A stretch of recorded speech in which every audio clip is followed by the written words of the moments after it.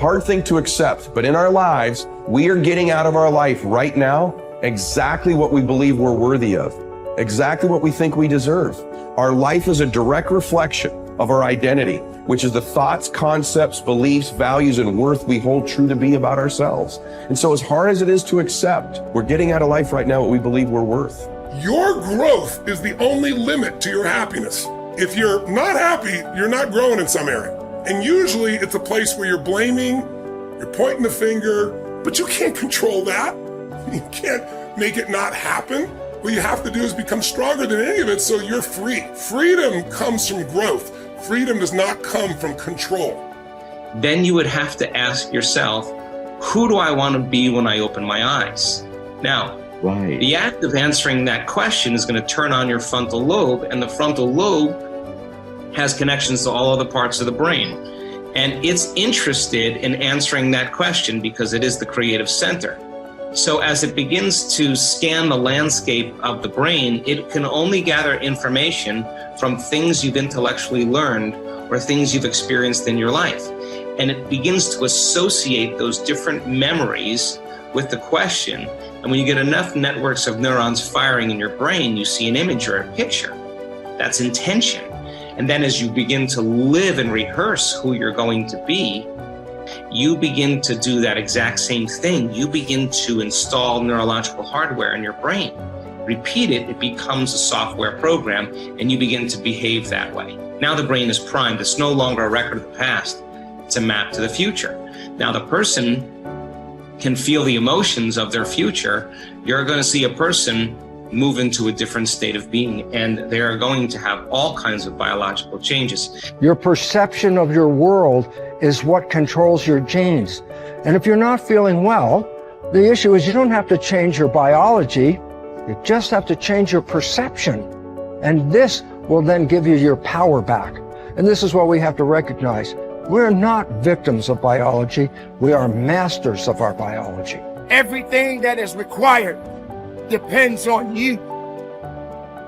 Having the mindset that regardless of anything that is around you, that is surrounding you, that is trying to drag you down, you must have the mindset. You must be strong. You must be resilient. You must be driven. And you must be able to take whatever's coming at you. What goes out is what comes back. That all, as you sow, so shall you reap. I mean, it's in every great institution that there is in the world, whether it's a religion or a philosophy or whatever. What you put out is what comes back. Whatever you plant is what you're going to get back.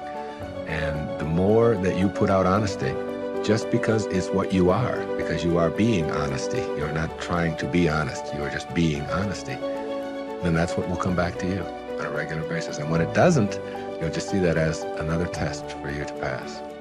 This comes from Einstein. He said, the most important decision any human being must make is whether or not you live in a friendly or a hostile universe. Now, he could have said realization, but he didn't. He said decision. You have to decide, because there is no empirical truth. You don't live in either a friendly or a hostile universe. You decide, and that perception, that viewpoint from which you judge everything else that happens in your life will be colored by whether or not you think it is a universe that is working for you or against you. And it's a choice. But most people think of their viewpoint as being patently real, as being just objective and true.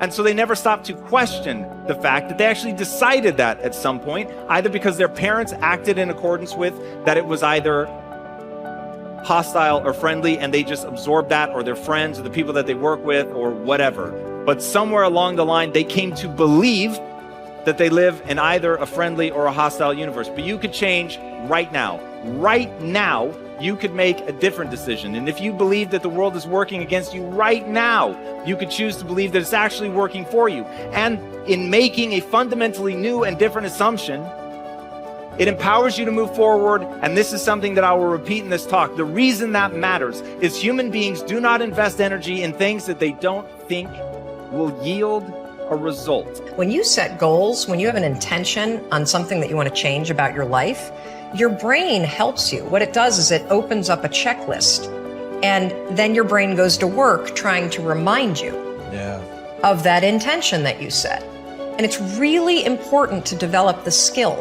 and I say that word purposefully, the skill of knowing how to hear that inner wisdom and that intention kicking in and leaning into it quickly. So for me, my brain saying, that's it, right there, move as fast as a rocket, Mel. I wanted to change my life. And I think most people that are miserable or that are really like dying to be great and dying to have more, we want to change. We want to live a better life. We want to create more for our families. We want to be happier. The desire is there. Again, it's about how do you go from knowledge to action. So the first thing in this story that's important is realizing that the answer was in me. And my mind was telling me, pay attention. Could have also been the bourbon. I had a couple of Manhattans that night. But anyway, the next morning, the alarm goes off, and I pretended NASA was there. It's the stupidest story. I literally went 5, 4, 3, 2, 1. I counted out loud, and then I stood up. And I'll never forget standing there in my bedroom. It was dark. It was cold. It was winter in Boston. And for the first time in 3 months, I had beaten my habit of hitting the snooze button. I couldn't believe it. And I thought, wait a minute. Counting backwards? That is the dumbest thing I've ever heard in my entire life. Well, the next morning I used it again and it worked. The next morning I used it again and it worked. The next morning I used it again and it worked. And then I started to notice something really interesting. There were moments all day long, just like that 5-second moment in bed, where I knew, knowledge, what I should do. And if I didn't move within 5 seconds, my brain would step in and talk me out of it. Every human being has a 5-second window, might even be shorter for you. You have about a 5-second window in which you can move from idea to action before your brain kicks into full gear and sabotages any change in behavior. Because remember, your brain is wired to stop you from doing things that are uncomfortable or uncertain or scary. It's your job to learn how to move from those ideas that could change everything into acting on. Take action. When you start to walk, talk, dress, and behave like the top people, you soon begin to feel like the top people. You will treat other people like the top people do. You will work the way the top people work. You will start to get the results that the top people get. In no time at all, you will be one of the top people yourself. It may be trite to say, fake it until you make it, but there is a lot of truth to it. Your main job in life is to create the mental equivalent within yourself of what you want to realize and enjoy in your outer world. Your focus must be on creating the beliefs within yourself that are consistent with the great success you want to be in your outer world. You achieve this by challenging your self-limiting beliefs, rejecting them, and then acting as if they did not exist. You reinforce the development of new life-enhancing beliefs by increasing your knowledge and skills in your field to the point where you feel equal to any demand or challenge.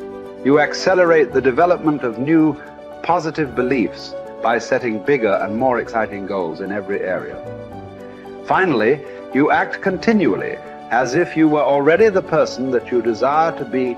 Your aim is to reprogram your subconscious mind for success by creating the mental equivalent in everything you do or say. Make a decision this very day to challenge and reject any self-limiting beliefs that you might have that could be holding you back. Look into yourself and question the areas of your life where you have doubts about your abilities or talent. You might ask your friends and family members if they see any negative beliefs that you might have. Often, they will be aware of negative self-limiting beliefs you have that you are not aware of yourself. In every case, once you have identified these negative beliefs, ask yourself, what if the opposite were true? What if you had the ability to be extraordinarily successful in an area where you currently doubt yourself? What if you had been programmed from infancy with genius ability in a particular area? For example, What if you had within you right now the ability to earn and keep all the money you could ever want throughout your life? What if you had a golden touch with regard to money? If you absolutely believed these things to be true, what would you do differently from what you are doing today? Your beliefs are always manifested in your words and actions. Make sure that everything you say and do from now on is consistent with the beliefs that you want to have, and the person that you want to have, and the person that you want to become. In time, you will replace more and more of your self-limiting beliefs with life, enhancing beliefs. Over time, you will completely reprogram yourself for success. When this occurs, the transformation that takes place in your outer life will amaze you and all the people around you.